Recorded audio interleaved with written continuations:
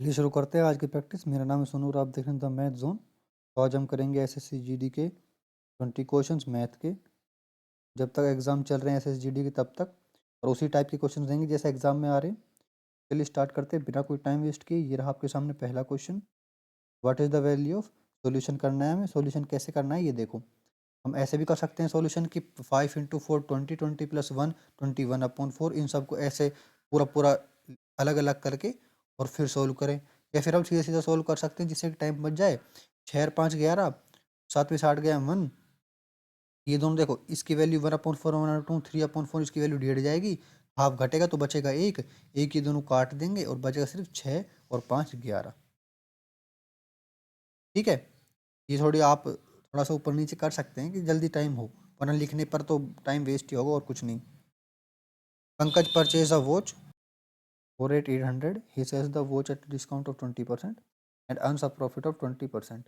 What is the market price of the watch? जो 80 है, जो 800 है, वो कॉस्ट प्राइस है। लेकिन 800 आया कैसे कॉस्ट प्राइस? इस पर पहले तो प्रॉफिट होगा 20% का। ठीक है, 120 कर दिया इसको, तो अब ये सेलिंग प्राइस बन चुका है। ठीक है, अब ये सेलिंग प्राइस बन चुका है। और सेलिंग प्राइस क्या है? सेलिंग प्राइस है 120। तो आपको 100% निकाल, सेलिंग प्राइस क्या है? 80 है, आपको 100% निकालना है। 80 क्यों है? क्योंकि 20% का मार्केट प्राइस पर डिस्काउंट भी दिया गया है। ठीक है, तो वैल्यू क्या बची हमारे पास? 00 से 00 चला जाएगा, फिर ऊपर जाएगा, एक ही बात है। ठीक है, इससे ये चला जाएगा, ये हो जाएगा हमारे पास 1200। ठीक है, next. If one of the side of an equilateral triangle is 1/3, find the area of the triangle. Area क्या होता है ट्राइंगल का? इक्वलेट ट्राइंगल का √3/4 साइड का स्क्वायर। इससे ये चला जाएगा, बचेगा सिर्फ √3। तो यानी 4 × 12, 1/12 √3। Next, compound interest on a sum of 2 years is rate 6681.6। If rate of interest 32% per annum, then what is the sum. तो देखो, कोई भी सम पर 2 साल के लिए एक इंटरेस्ट लगता है। ठीक है, और वो इंटरेस्ट कैसे मानते हैं कि जो पी जो है वो 2 साल के लिए, यानी 132/100 इंटू 132/100 -1, जो कि क्या है? 6681.6 है। ठीक है, तो ये क्या होगा हमारे पास, ये देखते हैं पहले। 132 का स्क्वायर, आप देखो 132 का स्क्वायर कैसे निकालें? 132 में से 32 प्लस करो, कितना हुआ? 164। 164 अलग लिखो और 32 का स्क्वायर करो, कितना हुआ? 1024। इस 10 को इस 64 में मिला दो, 174/24। 174/24/140 -140, 7424/140। ठीक है, इज इक्वल टू 6681.6। ये उधर जाएगा, 66816000/7424। ये कितनी बार जाएगा? 4 9 36, सीधा सीधा 9 से चला जाएगा ये। Next, the average income of 5 person is 550 and that of the another 15 persons is 450. Find the average income of the whole group. 550 into 5, 15 into 450 divide by 20, 0 से 0। ठीक है, ये हो जाएगा 275 प्लस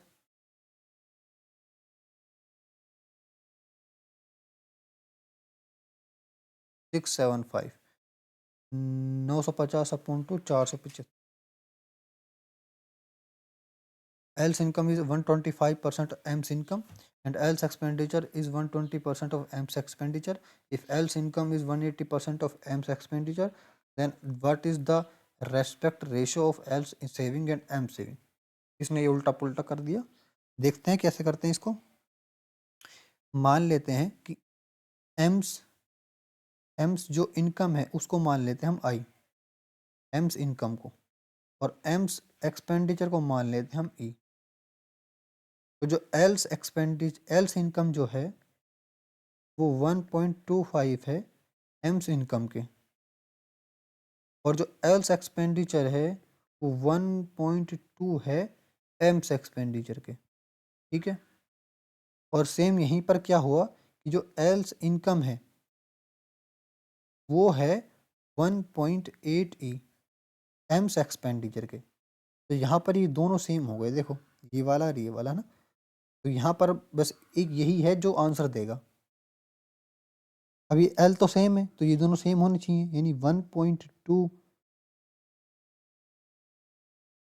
ये 1 पॉइंट सॉरी ये दोनों सेम है तो ये दोनों सेम होने चाहिए। तो 1.25 आई इज इक्वल टू 1.8 ई। हम इसमें इसको क्यों नहीं ले रहे, क्योंकि ये एल्स एक्सपेंडिचर है, ये एल्स एक्सपेंडिचर है, ये एल्स इनकम है। ठीक है, तो ये अलग है और ये दोनों सेम है। तो अगर एल आई सेम है तो ये दोनों सेम होने चाहिए, तो मैंने सेम कर दिए। यानी इसका मतलब ये हुआ कि जो एम्स इनकम है वो 1.25, अच्छा इससे डिवाइड किया कितनी हुई 1.44 ई हुई। ठीक है, तो बस एम की इनकम अगर इतनी है और खर्चा इतना है तो बचाता कितना है वो 0.44। ठीक है, इनकम इसकी इतनी है और ई इसका इतना है तो बच गया, यानी एम की सेविंग हमने निकाल ली है, एम की सेविंग हमने निकाल ली है 0.44। अब बस एल की सेविंग निकालनी बाकी है। एल की सेविंग कैसे निकालेंगे, वो रही यहाँ पर। एल्स की इनकम तो 1.8 है और एल्स का खर्चा 1.2 है, तो एल्स बचाता है 0.6। तो एल्स की इनकम 0.6, एल्स की सेविंग 0.6, एम की saving 0.44।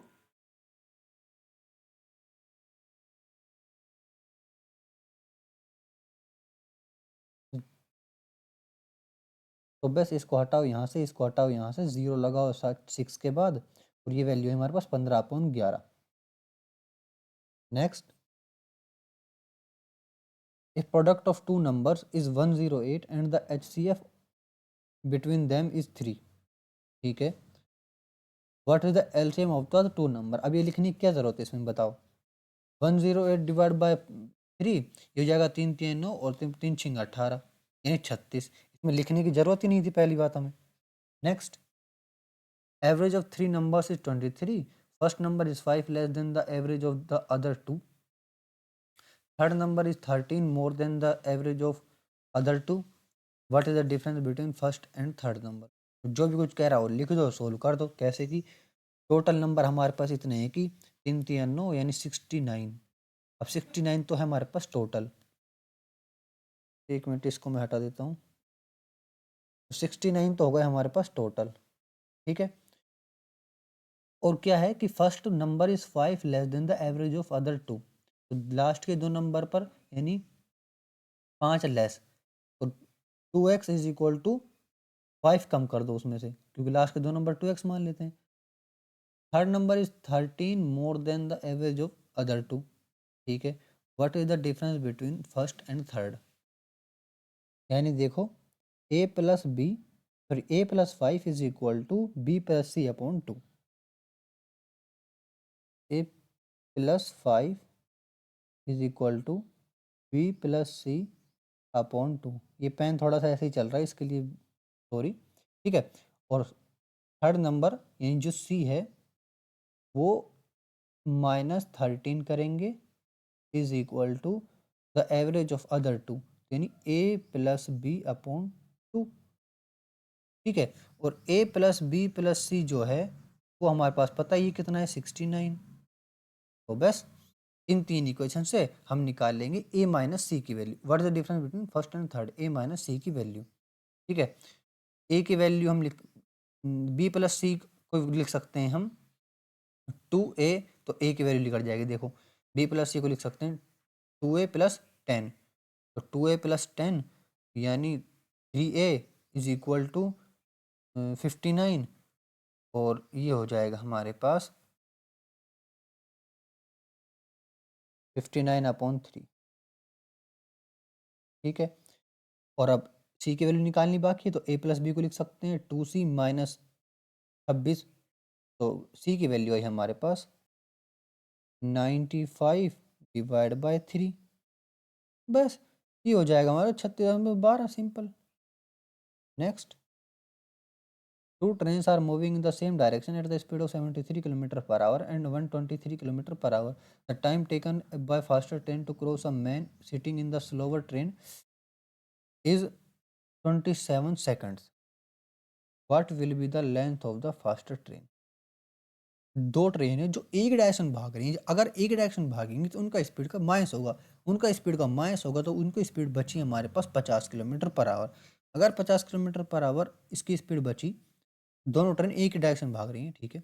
The time taken by faster train, जो टाइम जो फास्टर ट्रेन को लगा वो कितना टाइम लगा, 27 सेकेंड्स। तो 50, what will the length of the faster train, तो 27 इंटू 50 किलोमीटर पर आवर है वो, तो 50 किलोमीटर पर आवर है, तो उसको मीटर पर सेकंड में कन्वर्ट करेंगे, तो मीटर पर सेकंड में कन्वर्ट हुआ, उसको क्या लिखेंगे, 55/18, ठीक है। ये क्या हो गया हमारे पास, स्पीड, टाइम 27, ठीक है। निकल जाएगी इसकी मीटर्स में वैल्यू, देखते हैं।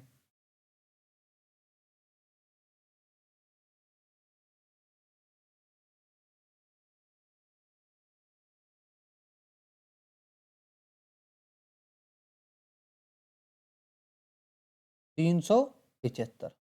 Next, find the mean proportion between 21 and 189, ठीक है। मीन प्रोपोर्शन क्या होता है कि इन दोनों का इंटू करके स्क्वायर निकालना है उसका, यानी उसका रूट कर दो, 21 इंटू 129 का रूट कर दो। अब देखो ये हो जाएगा हमारे पास 3 इंटू 7, 3 7 21, इंटू में 189 को क्या लिख सकते हैं, 189 को लिख सकते हैं 3 इंटू में 3 6 18, 3 3 3 9, 3 दूनी, ये हो जाएगा, फिर 3 से चला जाएगा, ठीक है, ये और फिर 3 से चला जाएगा और फिर 7 से चला जाएगा, सही बात है, 3 3 9 और 7 21, ठीक है। अब ये हो जाएगा 1 2 3 4, यानी 3 3 9 और 7 9 63। नेक्स्ट, रूट करना है ना इसका। अब the price of an edible oil is increase by 45%, to maintain the budget Rekha reduce the consumption of this oil by 20%, find the increase in expenditure due to edible. इससे सिंपल तो क्या ही होगा, एक ऑयल का प्राइस बढ़ जाता है 45%, तो पहले 100 था, उसको 145% कर दो, यानी अब हो गया उस वैल्यू उसकी 145। अब अगर उसकी वैल्यू 145 हो चुकी है, तो अब उसको 20% रिड्यूस कर दो, क्योंकि हमने रिड्यूस किया है कम खर्चा करके, तो 20% रिड्यूस कर दिया, तो कितना बचा, 20% अगर मैं रिड्यूस करूँ तो मैं क्या लिखूंगा, 1/5, तो 145 का 1/5%, यानी 5 दूनी 10, पनम 45, ठीक है, यानी 29 मैंने कम कर दिया, 29। अब 29 माइनस करेंगे तो कितना बचा हमारे पास, 145 में से 145, 29 माइनस कर दो, क्योंकि 29 तो हमने खर्चा कम कर दिया, तो कितना बचा हमारे पास, 6, और ये हो जाएगा हमारे पास 1 1। सही है, बिल्कुल सही है, बिल्कुल ठीक है। यानी इसका मतलब ये हुआ कि हमने 16% खर्चा बढ़ गया हमारा, हमने खूब कोशिश करी बचाने की, लेकिन हम 29 रुपये ही बचा पाए, 16 रुपये तो फिर भी एक्स्ट्रा खर्च हो गए। फाइंड द वैल्यू ऑफ 755, देखो सॉल्यूशन करना है सीधा सीधा, 100 में से देखो यहाँ से स्टार्ट करते हैं, ब्रैकेट में से 100 में 70 गया, 30 बचा, 33 में से 30 जाएगा, 3 बचेगा, 250 में से 3 बढ़ाएंगे, 253 हुआ, 253 में 755 में 253 घटाएंगे, 502 हुआ। Vikas sells 2 tables at the rate 4540 per table, एक टेबल की value 504। He earns 40% profit on first table and suffers a loss of 40% on second table, ठीक है। What is the total cost price of both the table? अब 504 में दोनों table बेची, लेकिन 504 में एक तो 40% का प्रॉफिट हुआ, मैंने 504 की बेची जिसमें मुझे 40% का प्रॉफिट हुआ, ठीक है, और एक मैंने 504 में ही बेची, लेकिन उस पे मुझे 40% का लॉस हुआ, ठीक है। अब उससे पूछा है कि कॉस्ट प्राइस बता दो टेबल का, तो 504 पर 504 का 60% निकालना है, क्यों? क्योंकि 40% तो उसमें क्या है, वो है कि भाई देखो 504 जो है 504 140 है, हमें 100% निकालना है, क्योंकि 140 तो ये तो प्रॉफिट है, 140 504 तो 140 है, हमें 100% जाना है वापस। तो वैल्यू आई हमारे पास, ये हो जाएगा हमारे पास 7 दूनी 14, 7 7 गुना 4, 7 दूनी 14, 2 1 2 3 6, 2 6 12, 360 रुपये।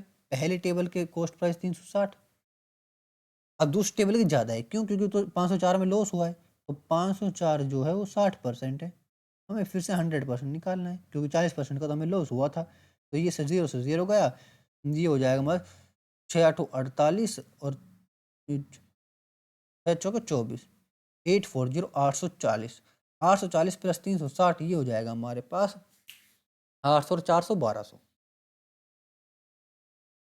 C is the thrice as good workman as D, and together they can finish a work in 31 days. In how many days will D alone complete the same work? जो C है वो 3 गुना अच्छा है D से। इसका मतलब ये हुआ कि पता है इनका जो 3 गुना हुआ अच्छा, 5 गुना अच्छा, 40% ज़्यादा एफिशिएंट, इनका मतलब ये होता है कि इसकी जो एफिशिएंसी है ना, वो राइज है डी की एफिशिएंसी से। ये ध्यान रखना, ये इनकी एफिशिएंसी की बात कर रहा है, ठीक है। दे कैन फिनिश 31 डेज, यानी इसका मतलब ये होगा कि 1/c प्लस 1/d जो है वो 31 डेज लगा दे। देखो ये मेरी पेन थोड़ा गड़बड़ा रहा है, तो मैं अपनी उंगली से लिख रहा हूँ पेन थोड़ा सा चल नहीं रहा, तो उसके लिए सॉरी, मैं अपनी उंगली से लिख रहा हूँ, देखो, है ना। तो 1/c plus 1/d is equal to 1/31। In how many days will D alone complete the same work? अब डी अलोन सेम वर्क करेगा जब मैं सी को डी के फेज में लिखूंगा, और सी को मैं डी के फेज में लिख सकता हूँ 3/d, ठीक है, जो कि ये है। तो डी कॉमन लेके 3 प्लस 4 और नीचे 31, 31 इंटू 4, 4 एकम 4, 4 तिया 12। सही बात है, सही बात है। Next, if B can do 20% of a work in 7 days, then B can complete the entire work in how many days? जो बी जो है वो 20% ऑफ वर्क करता है 7 दिन में, तो 100% कितना करेगा?